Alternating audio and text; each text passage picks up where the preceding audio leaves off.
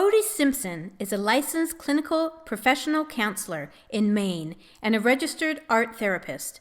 She provides individual and group sessions, workshops, trainings, and retreats locally, nationally, and internationally that incorporate creative expression and work with imagination, intuition, and metaphor.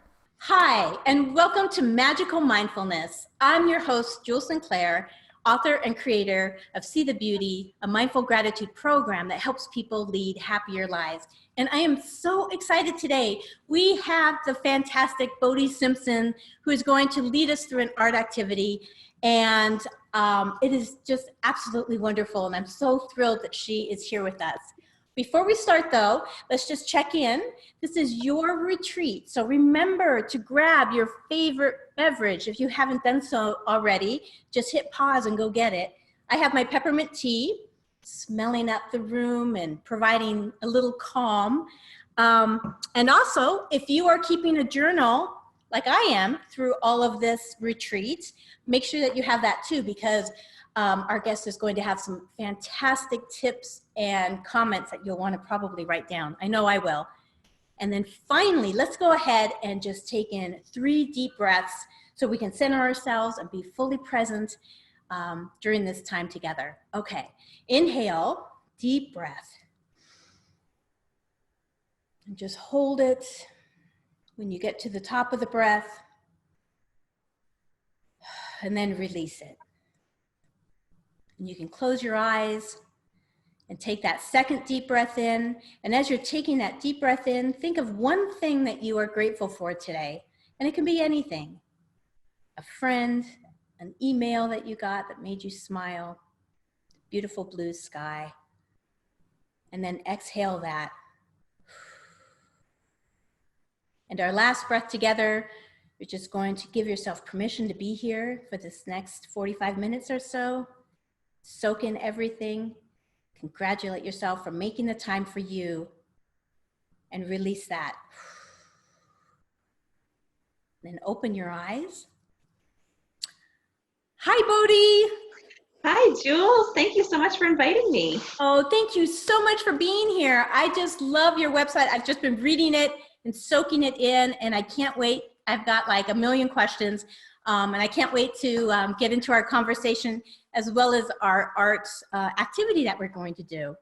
Wonderful. Thank you. I'm looking forward to this as well. Well, so this is also for our audience. If you haven't gotten your art supplies gathered yet, you can, of course, either pause right now and go get them. They will be listed at the bottom of this page. So I have some pastels. I don't know if that's coming out. There it is. I have some pastels, and I also have some thick paper. So make sure that you have those as we go along. So Bodhi Simpson is our guest, and she is a licensed clinical professional counselor in the state of Maine and a registered art therapist. She has an art therapy practice in Maine called Conscious Art Therapy, and is a co-founder of Vast Horizons Center for Personal Growth and Wisdom Journeys. Bodhi is also a co-creator of the Self-Compassion Symposium and is a student at Wisdom University working toward a PhD in Wisdom Studies. She provides individual and group sessions, workshops, trainings, and retreats, locally, nationally, and internationally, that incorporate creative expression and work with imagination, intuition, and metaphor. Bodhi, thank you so much for being here. What a nice introduction. Thanks for reading that. Oh, I'm fascinated on so many of these sentences. I feel like I want to go back. First of all, I love the creative expression with imagination, intuition, and metaphor. Can you talk just a little bit about that? That sounds wonderful. Sure. So part of the gift of this field of art therapy is that we work with the imagination. We work with people to use their minds in a positive way. So a lot of us use our minds to overthink things and worry about things in the past. And so through creative expression, we can use our minds to envision a new future. And intuition, as we're creating, it's a mind, body, spirit approach where we are actually physically shifting energies and becoming aware of, so invisible energies are becoming visible. so we can take responsibility moving forward. And the way that our imagery speaks to us is through metaphor. So it is through, it's not what we're used to, where we're trying to get a message from our information, through sentences. It comes through our senses. It comes through feelings, through what it reminds us of. So this work is a very embodied approach to being aware and creating a new reality for yourself. So it's hard to put into words, but it's very powerful work. It sounds amazing, and it sounds powerful, and I love everything that you're saying, and I understand that, and it sounds like it's just approaching things at a much deeper level. Yeah, we're going right to our core, right to our truth. In other words, you're not saying, okay, how are you feeling? And somebody's like drawing a picture of, the fight they had with their mom or something. That's not what this is. Well, I mean, it happens that happens. But in talk therapy, a lot of therapists are kind of talking for an hour at times to really help people access what the root is, because a lot of us are pretty guarded, or we're not even aware past fears or outdated beliefs, things that don't really resonate with now. Right. So the work is, so people may be creating things on the surface, but as an art therapist, my job is to join with people to build a deeper connection with what they created and what it represents to them beyond what they are aware of. Right. So, like kind of underneath again.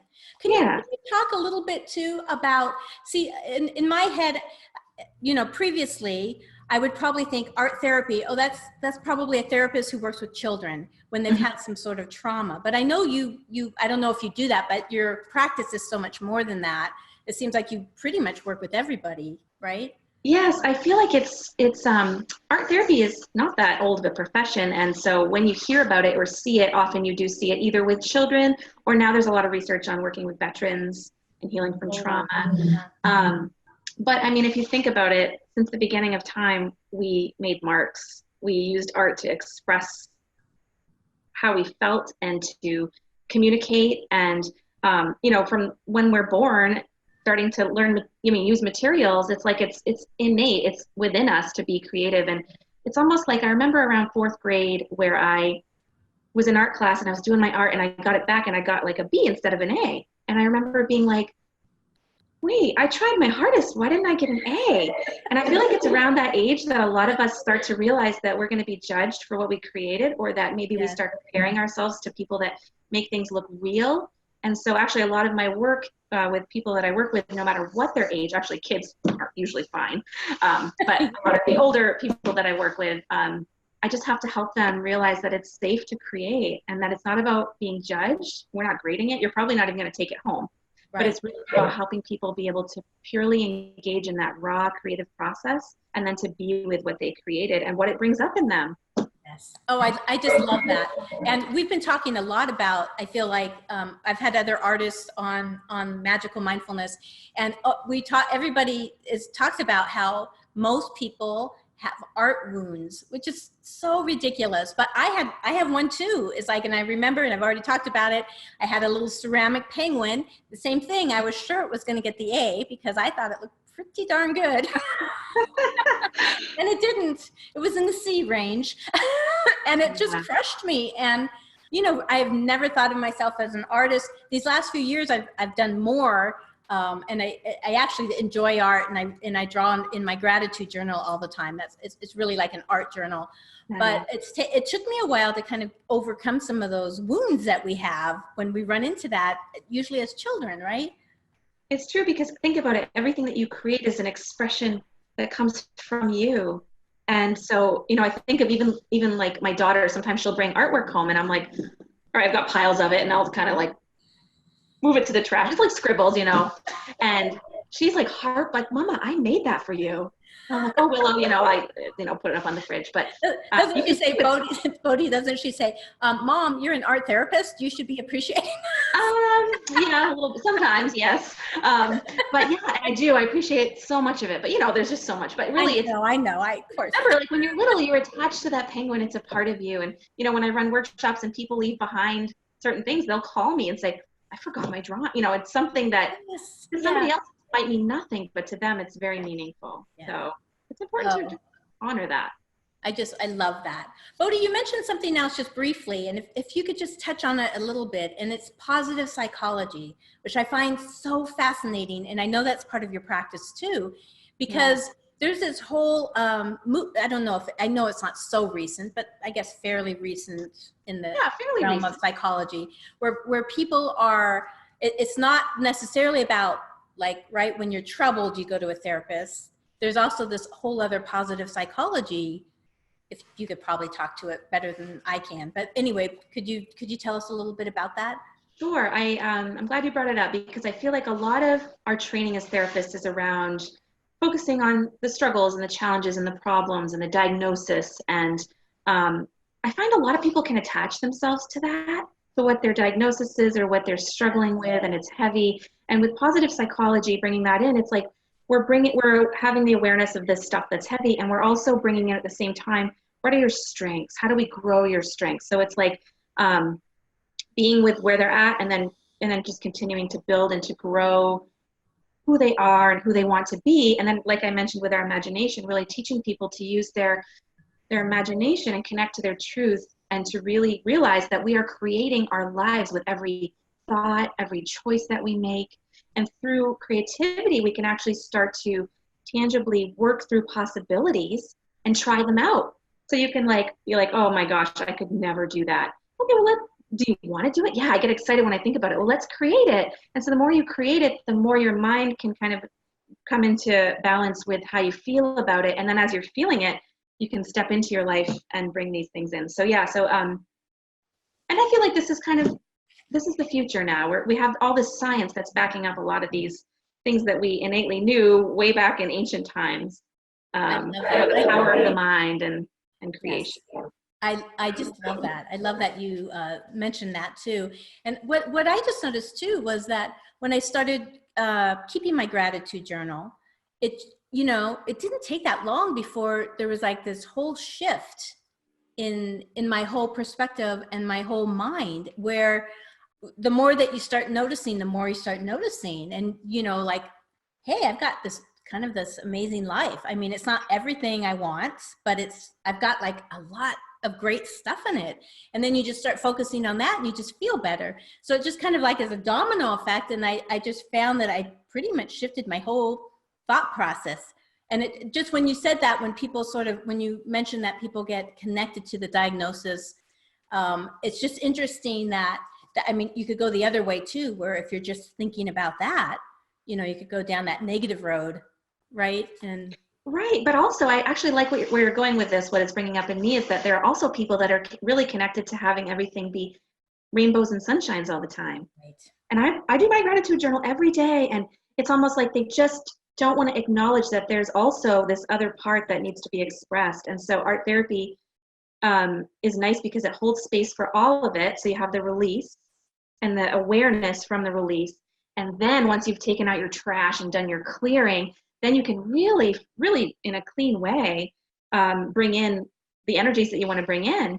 But the amazing thing, like I mentioned with science, is there's all kinds of research now on neuroplasticity and brain science, and that the more that you are practicing the work in your gratitude journals with your writing, your poetry, your creation, you are literally building new synapses in your brain that are wiring you to be more hopeful and more optimistic. And there's actual science to back this up now, which is something we knew and we felt, but sometimes for some of us, it's nice to see the research.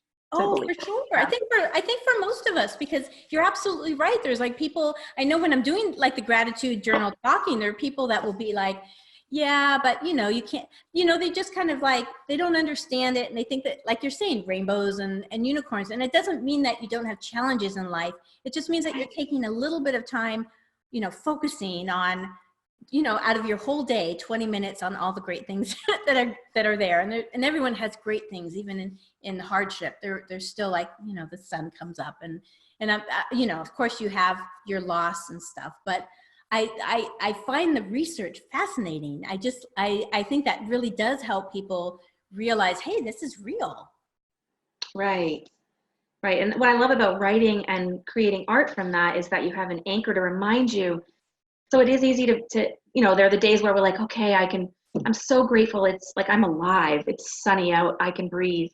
And then there's the days where we get totally clouded and we just lose track of it. And then we feel guilty that we're not able to feel grateful. And but sometimes, like say you're writing and then you make a little sunshine on your page. Right. And then you flip back to that when you're feeling lost and you see that sunshine and you remember, because the sunshine will trigger your subconscious mind and your body will be affected. So archetypes and symbols are a huge part of art therapy. And so today we'll talk a little bit about how to use those consciously when you don't feel like you can even be grateful about anything, how it can just help things. I just love that. I can't wait to get into that. That sounds great. Let me just see, because I had another question. Do you think mindfulness plays into art making? How do you see the connection there? What do you think? Absolutely. So there are many ways we disconnect from ourselves and from life, and we can even disconnect while we're creating. But if we are really taking time to set up safe, sacred space for us to create consciously, the art making can be used as a way to be mindful of the way that we're using the materials, what it feels like, our breath, slowing down. We can be mindful of the colors and how they affect our physiology. We can be mindful of what's coming up within us emotionally. We can be mindful of what's blocking us. So as long as you take the time to slow down, you're going to slip into that flow state where you are totally engulfed in mindfulness and presence. So totally. I love that. And again, I love how you're talking about how it's about slowing down and really like paying attention. Yeah, I'm kind of wondering, Bodhi, how long are your sessions for usually? Or they probably range, and you probably have workshops and stuff, but yeah, sessions are about an hour. About an hour. And it depends on the client. Some people like to create outside of the sessions and bring in what they've created, and we process that way. Most people, we do briefly create in the sessions and kind of get a process started, and then we want to have time to process what they created. So, but of course, workshops could be 3 hours to 6 hours to a weekend, Right. Oh, fantastic. So I was going over your wonderful website and I just pulled off some quotes I just thought were just great. One of my favorite ones was, creating art can heal us, inspire us, and alter our brain chemistry, leaving us filled with happiness and love. I just love that. I thought that was like that was so on. And do you find that with your clients? Do you find like a difference, over time as they start using these processes that you teach them? Definitely. I find that a lot of people are really hesitant, and most people do not pick me because I'm an art therapist. They pick me because they've heard maybe I've helped other people and they're feeling pretty vulnerable. Right. And so I find that people are pretty amazed at how quickly just the act of creating something really hard is fun. So it kind of integrates two things. So you're able to be with the hard stuff and feel positive and hopeful, because as you're creating, you're outside of it. So you develop a witness perspective where you see it and you're not pulled into it and lost as much. You can see a way out, or you can see that it's bigger than what it feels like. And so, so change shifts are pretty instantaneous, I feel like.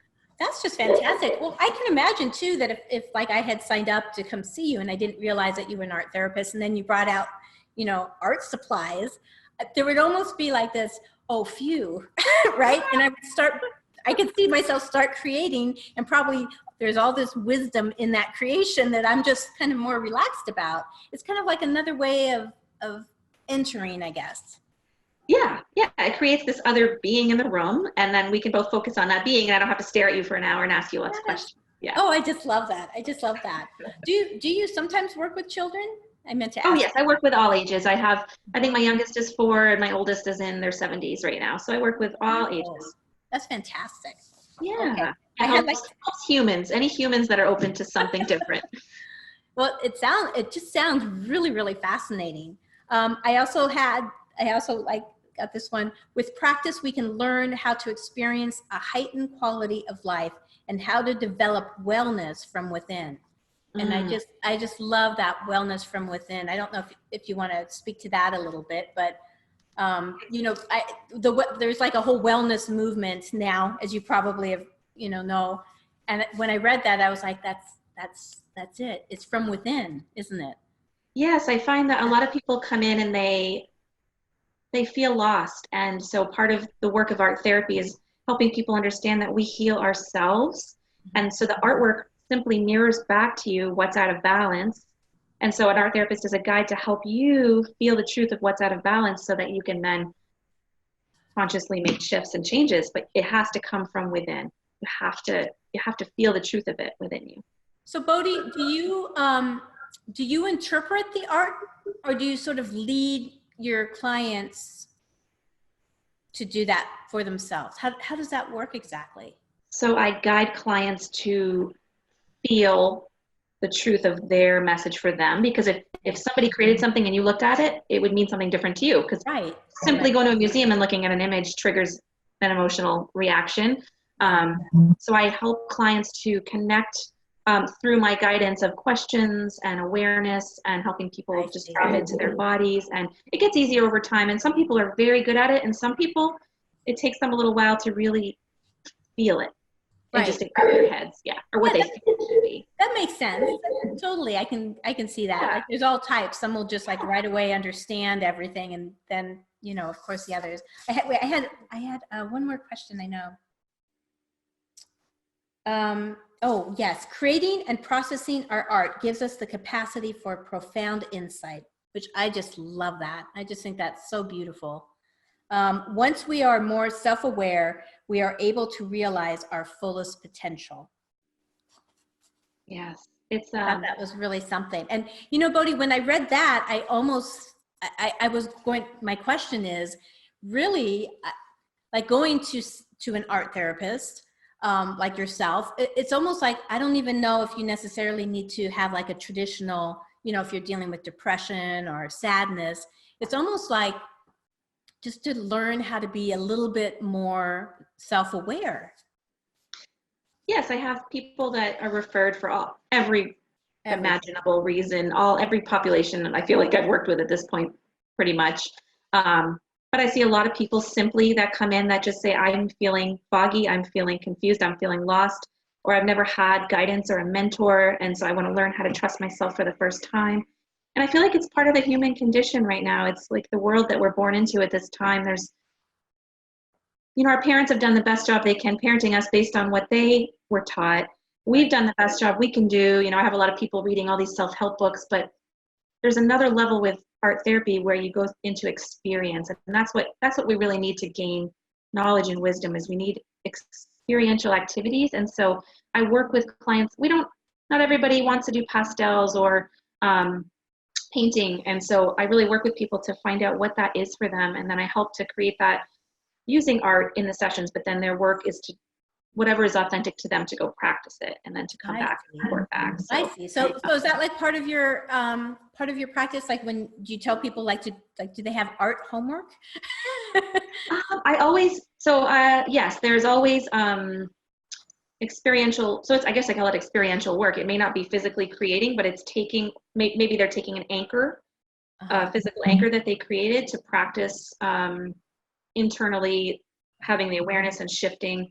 But yes, there's always opportunity for homework for people that are open. Oh, it just depends on. I just love it. I feel like I could sit and just talk all afternoon on this, because I just find it fascinating. It's a fascinating field. It really is. How long have you been doing it?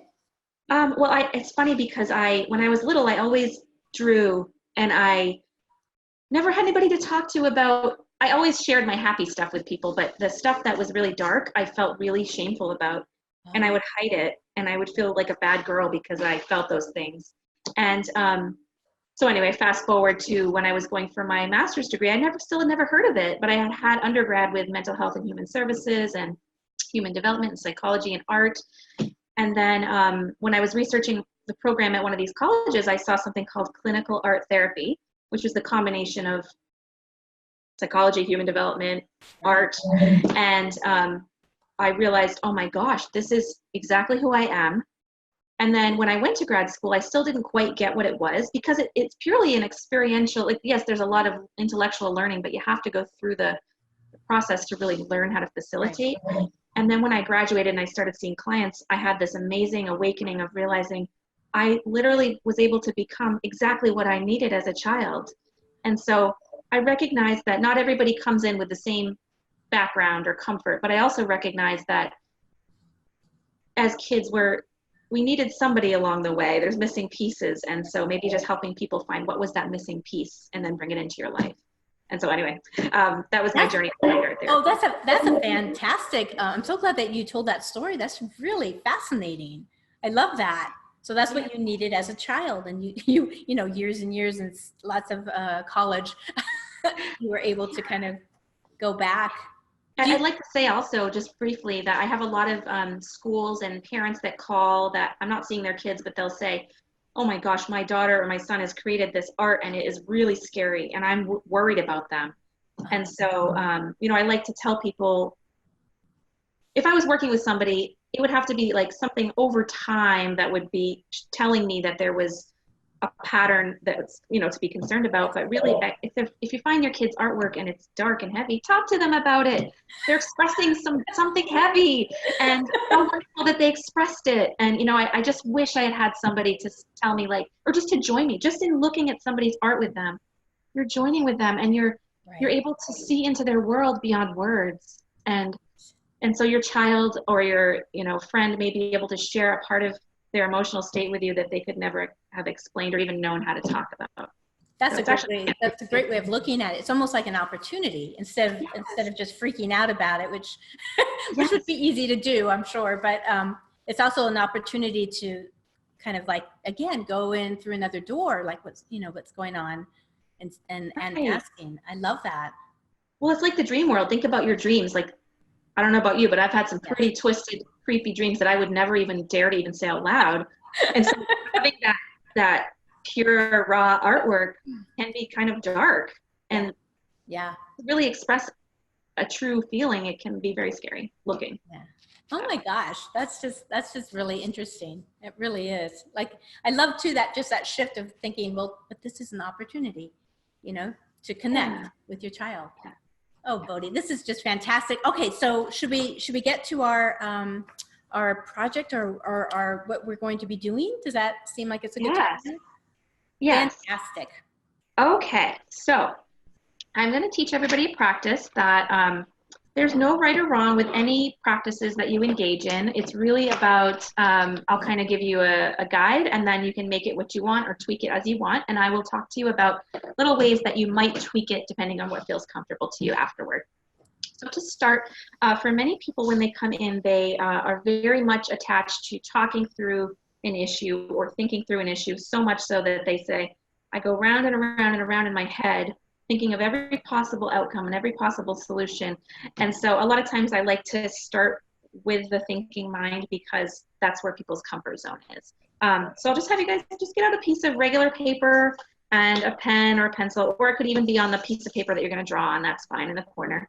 But what I'm going to have you do, so actually just when you're at home, I love how Jools had us sipping our nice drink.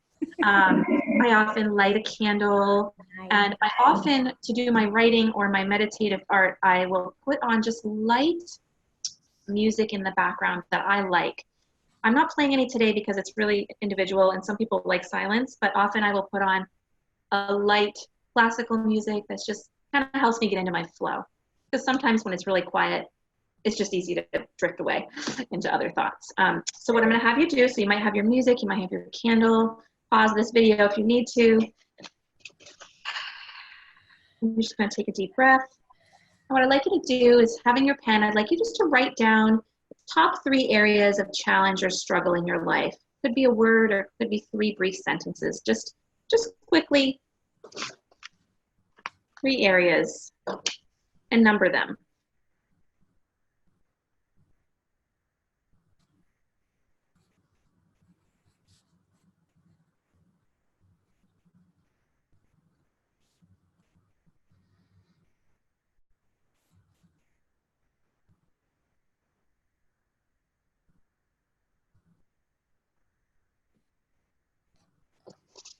And again, if you need more time, please pause the video in between each directive. But for sake of modeling and time, Jools and I are going to move through this. So once you have your top 3 areas, what I'd like you to do is, again, you're going to take a deep breath in and breathe down through your body and down through your feet, down into the earth. And just connect with your core. And as you look at these 3 areas, I'd like you to circle one that feels like it's really maybe the most important at this time. Even though they may be woven in together, we're really, really whittling down energies. And once you have an awareness of the area that really feels like it's taking up the most space in your mind, what I'd like you to do is you're just going to take a few minutes and you're going to do just a free association writing. Just let it flow, whatever comes to mind about this topic.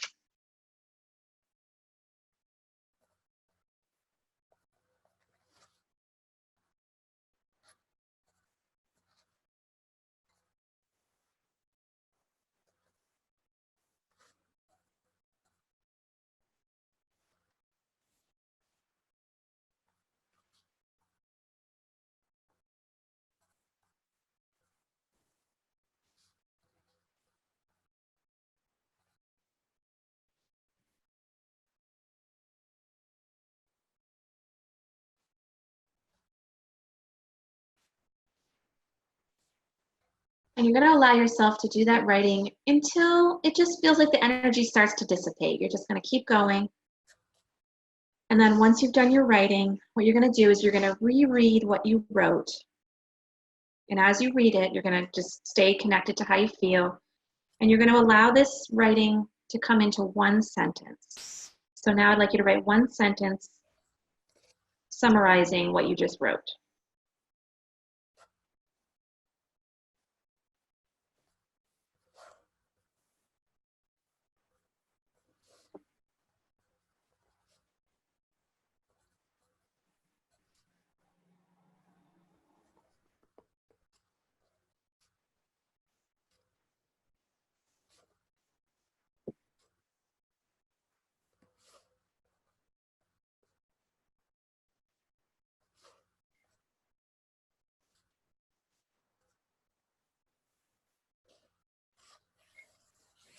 And once you have your sentence, what I'd like you to do is, again, you're going to stay connected to your center and you're going to read the sentence.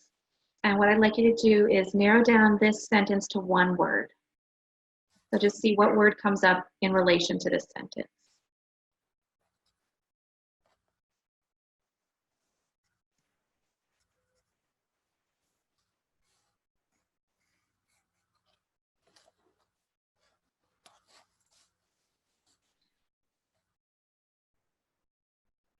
And so for some of us, there will be a word that is the core of something that maybe we haven't taken time to honor that is heavy. And for some of us, there may be a word focused on something we would like to bring into our lives. So for me right now, I had 2 words, I'm going to be honest. I had 2 words. I had the words fear and the words grief. And what words do you have, Jules? I just have one word. I have frustrated. Okay, frustrated. Okay, so we both have some heavy words. Heavy words, yeah. Yeah. So another way to do this process would be simply to have paper in front of you and have your pastels or your whatever your art material is, and you're just simply creating, just covering the page. And what you're doing as you're doing that is you're loosening your thinking mind and just allowing the core of what you're feeling to come to the surface.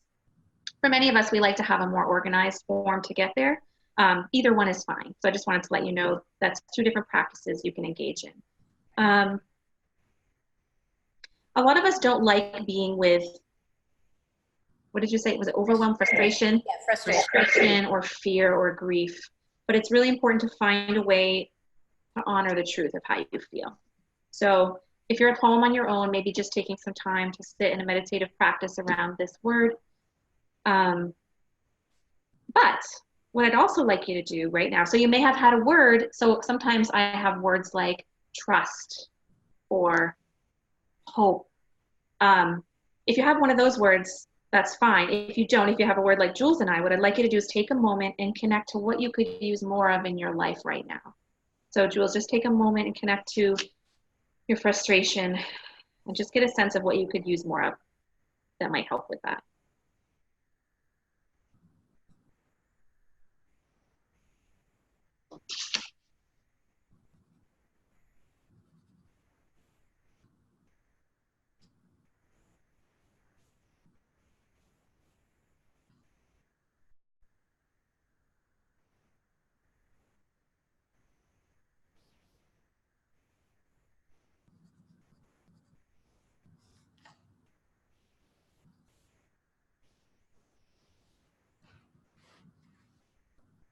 And you'll know because it feels right. And so there's a lot of work, a lot of people I work with that are like, but I could use everything. I could use hope and love and trust and compassion and self-compassion and patience. And we really do want to get this down to one energy. And what was your energy that you came up with that you could use more of right now?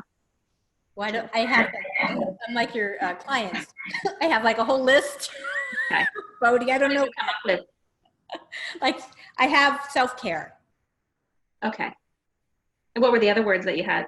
I had consistency and focus. Okay. I like that we're talking about this because the truth is there's no right or wrong to any of this. I'm just giving you a guide and a map, and if it feels right to focus on more than one, that's fine. But I find that it's much easier to make these conscious shifts if we are working with one energy, just as a doorway to start. Yeah, that makes sense. That makes sense. So self-care. Can you go deeper than self-care? What's the core of self-care? My number one thing that I was working on was I'm just frustrated with my weight right now. Mm-hmm. So, so that's where the frustration is. And I feel like, I know what to do and I'm just not being consistent. So that's where the self-care came in, and consistent and focus. So. Okay. I wonder, I'm just going to say a word and I want you just to feel it and see if it feels like it aligns. I wonder if to go a little deeper beyond self-care, if self-compassion might be part of that. I like that. Yeah. See, I probably wouldn't have thought of that myself. I would have thought more of a rigid, focus, Jools. I feel like self-care and focus, they're, yes. But I love that. Yeah. So just noticing the subtle shifts of, we're really going into our senses with this. So, self-care and focus could be translated maybe to self-compassion and clarity. Maybe you'd like to have some clarity. Or so just taking time to we're really going into this essence of what you're going for, because each one of these essences has a vibration that goes with it, and we want to be able to learn how to connect to it. I was just going to say, every word that we've talked about here has a feeling, doesn't it? And honestly, this self-compassion really feels just nice. Yeah. So self-compassion is always a nice one to start at for anybody that feels kind of lost with this, because it's really just truly being kind to yourself for not being perfect, and understanding that at the same time, we're all perfect. We're all humans. We're all doing our best. And you deserve your own love just as much as other people. And so my word that I came with was trust. My words were fear and grief, and I got it to trust. And so, of course, any of our words, as we're talking about this, your self-compassion, I could use that. My trust, you could use that. But what we're going to do now is you're going to move your writing aside. So we've really taken our time either to do our writing or just to do just playing around on the page and allowing it to come. And you're going to get out your materials. And often people will say, oh, I must have bought the wrong brand because these pastels do not work. And I'll say, where did you get them? They'll say, well, I got them for like $2 at the dollar store, Right.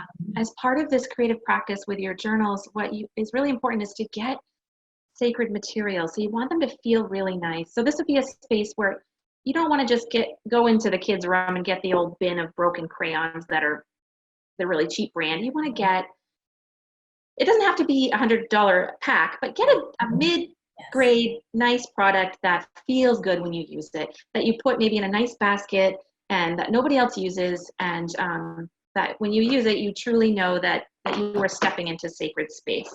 And so what I have today, so you have chalk pastels, I have oil pastels, and again, you and I both have some pretty basic brands, but they're decent brands. And then for paper, I did recommend 11 by 14, but you can also use 8 by 10. You can use a smaller journal. And what I let Jools know earlier before we came on live today is that for some people, a blank page can be very overwhelming and very threatening. And so by simply just taking a plate or a bowl and tracing it onto your paper, it's going to give you that sacred space to focus what you're creating in. And also sometimes it's easier to let go of what you're creating. It doesn't have to look like anything in particular. So I just wanted to offer that for anybody that really needs more support, more boundaries.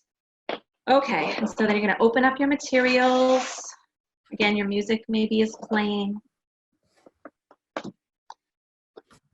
And I'm going to guide you through a brief meditation where you close your eyes if you feel comfortable. And again, you're going to take a deep breath in till it almost hurts to breathe any deeper. And you're going to breathe down through your body, down through your feet, down into the earth.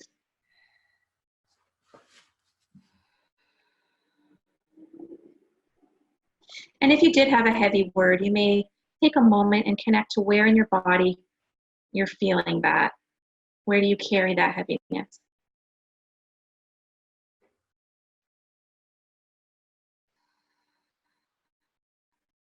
We don't want to hide from it. We're going to hold space for it. And then what you're going to do is you're going to bring your awareness up to your mind's eye, so the center of your forehead. And as I talk, you may actually start to see colors or shapes come through or symbols, or you may simply see nothing, and that's fine. Just by bringing our awareness up to our mind's eye, we're activating this part of our brain, and it will be open as you're creating. So what I'd like you to do now is I'd like you to hold the word of what you'd like to bring into your life in your mind's eye. And you may actually start to practice feeling the energy of this word as you think about it. You may be feeling it in your heart area and your solar plexus. And as you bring your awareness again up to your mind's eye to focus on this energy, I'd like you just to invite a color or a movement or symbol to appear that represents this energy.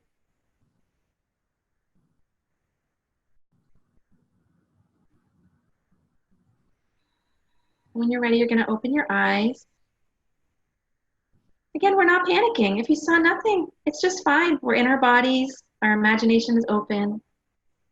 And now what you're going to do is we're going to be practicing what we talked about with the brain science, where we're going to be practicing holding this frequency as we create, which is going to be building new synapses. So I'd like you just to be drawn to the colors that feel like the energy that you want to bring into your life. And what you're going to do is simply start to be playful on the page. You may have a very clear image or sense of movement that you want to put on here, or you may be guided by what feels right. So I'd like you, Jools, for you and I will take about 5 minutes and allow something to come onto the page to anchor in this feeling. Okay.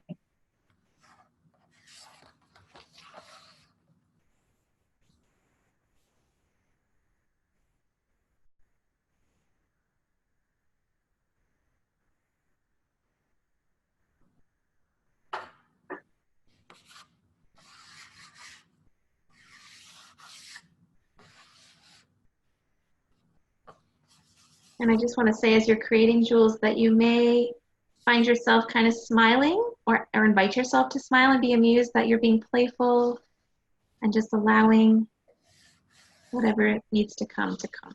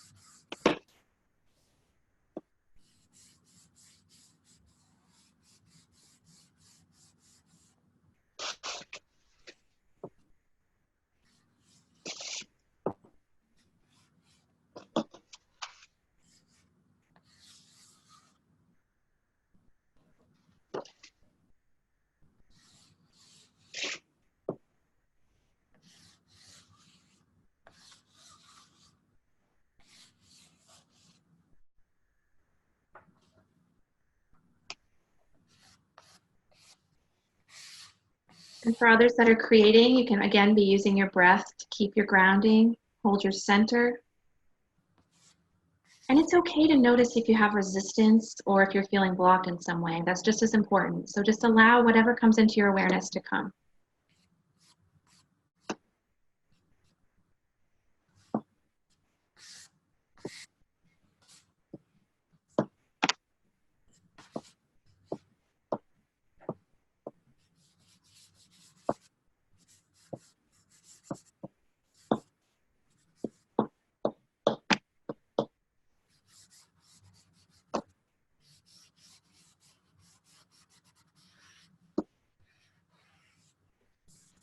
And you're going to create until you feel that sense that it's finished. And what you're going to do when it's finished is you're going to take a moment and sit with it.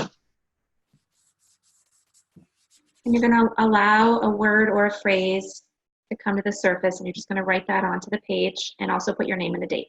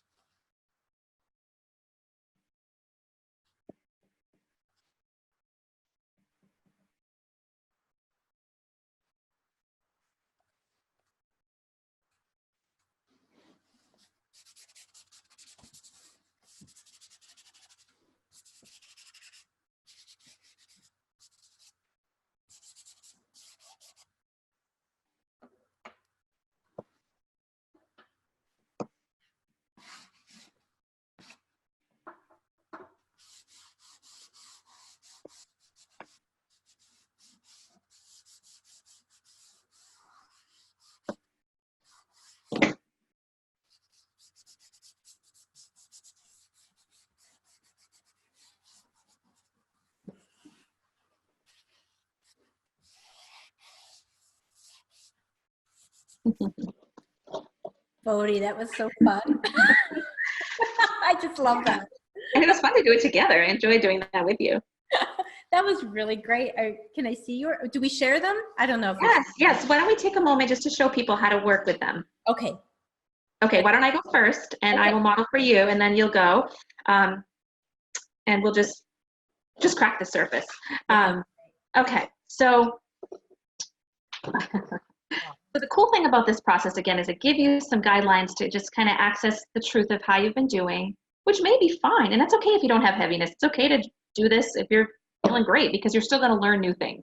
Right. And I chose to work in the circle because I love working within a mandala. I love working within a circle.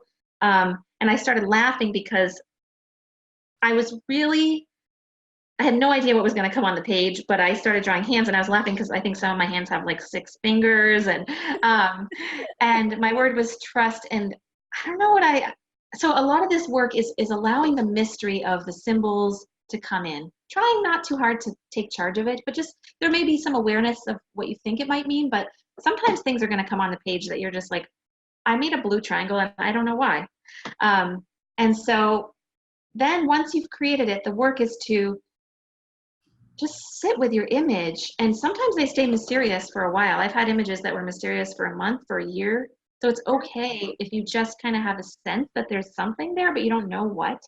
But what I tend to do is I put my creations up on my bureau, or like in my office, I hang them like right on my desk. And I take time every day to take a deep breath and to ground and to open my heart and connect to this image and what it's telling me. And so I do this for a living. So what it was telling me at this moment was that, I was starting lately, I'll just kind of admit, I've been grieving all of the sad things happening in the world.